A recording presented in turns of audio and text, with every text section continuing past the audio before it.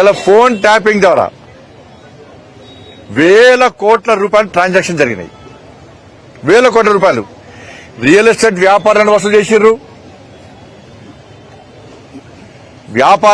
ప్రముఖ వ్యాపారవేత్తల దగ్గర వసూలు చేసిర్రు. దొంగదందా చేసే రాజకీయ నాయకుల చిట్టా తీసుకొని వాళ్ళ దగ్గర వసూలు చేసి కొత్త దొంగతందానికి తెరలేపిరు వీళ్ళు. సినిమా హీరోయిన్ల ఫోన్ ట్యాప్ చేసి కూడా ఏ విధంగా లబ్ధి పొందినో అంత జగమెగిరిన సత్యం. ఏమనుమానం దానిలో.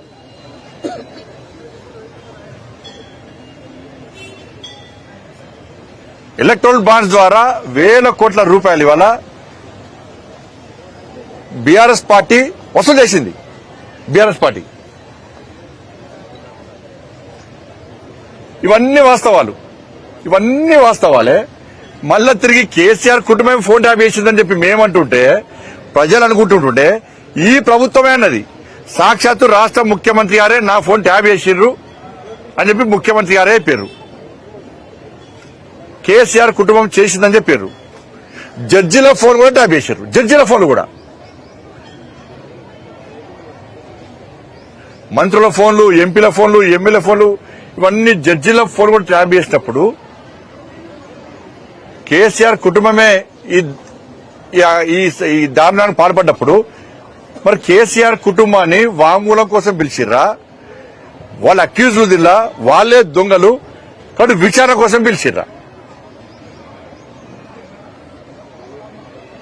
ఒక్క వ్యక్తిని అరెస్ట్ చేయకపోతే మీరు, ఒక్క వ్యక్తిని ఇంతవరకు ఒక్క రాజకీయ నాయకుడిని అరెస్ట్ చేయకపోతే దీనికి మూల కారణమైనటువంటి ప్రభాకర్ రావు అనే వ్యక్తిని కాపాడడానికి ఈ కాంగ్రెస్ పార్టీ ప్రభుత్వం ఏ విధంగా సహకరించిందో జగమెగిరిన సత్యం.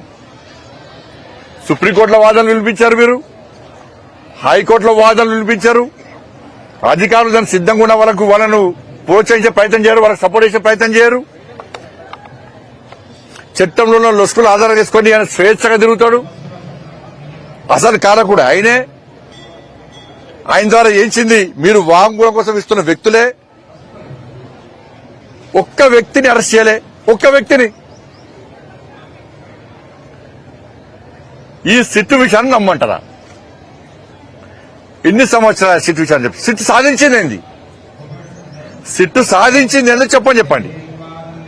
కేసీఆర్ ప్రభుత్వం ఏదైనా సిట్ వేసి ఎన్ని సిట్లు వేసింది కేసీఆర్ ప్రభుత్వం, ఎన్ని విషయాలు జరిపింది, ఎవరిని విషయాలు తెలుసుకున్నది, ఎంతమందిని అరెస్ట్ చేసింది, ఎంతమంది దగ్గర అక్రమంగా సంపాదించిన డబ్బులు స్వాధీనం చేసుకున్నది, ఎంతమంది ఆస్తులను జప్తు చేసింది. రాష్ట్ర ముఖ్యమంత్రి అంటాడు నా ఫోన్ ట్యాప్ చేశారని చెప్పని కంచె తెలుసుకోడు. ఈ విషయాలతో సాగదీస్తా ఉంటాడు. దానిగా కేసీఆర్ కూతురే ఫోన్ ట్యాప్ చేసిరు అన్నారు.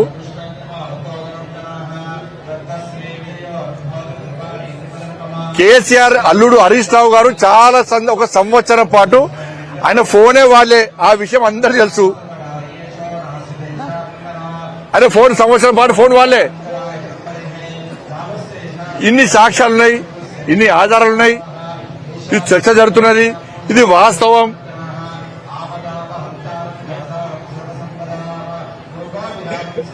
ఏమైంది? కేసీఆర్ ప్రభుత్వంలో ఈ సోషల్ మీడియా ద్వారా ఈ టెక్నాలజీ విషయంలో అవగాహన లేని భిక్షాటన చేసే వ్యక్తి కూడా, ఇవాళ భిక్షాటన చేసే వ్యక్తి కూడా ఫోన్ ఉంటుంది. ఆ భిక్షాటన చేసే వ్యక్తి కూడా వాట్సాప్ కాల్ మాడతాడు. ఇద్దరు కేసీఆర్ టైప్ చేస్తున్నట్టు అంటాడు. భిక్షాటన చేసే వ్యక్తి కూడా వాళ్ళ భార్యతో కానీ వాళ్ళ కుటుంబ సభ్యులతో నార్మల్ కాల్ మాట్లాడాలంటే భయపడే పరిస్థితి, అంత దారుణమైన ఘోరమైన పరిస్థితి కేసీఆర్ ప్రభుత్వం అయ్యాడు. ఇది వాస్తవం. అంటే కేసీఆర్ టెక్నాలజీ పెంచిండు పాపం, అందుకే ఫోన్ ట్యాప్ చేసినట్టున్నాడు. మధ్యలో టెక్నాలజీ అవగాహన కల్పించడానికి చేసినట్టుండదు.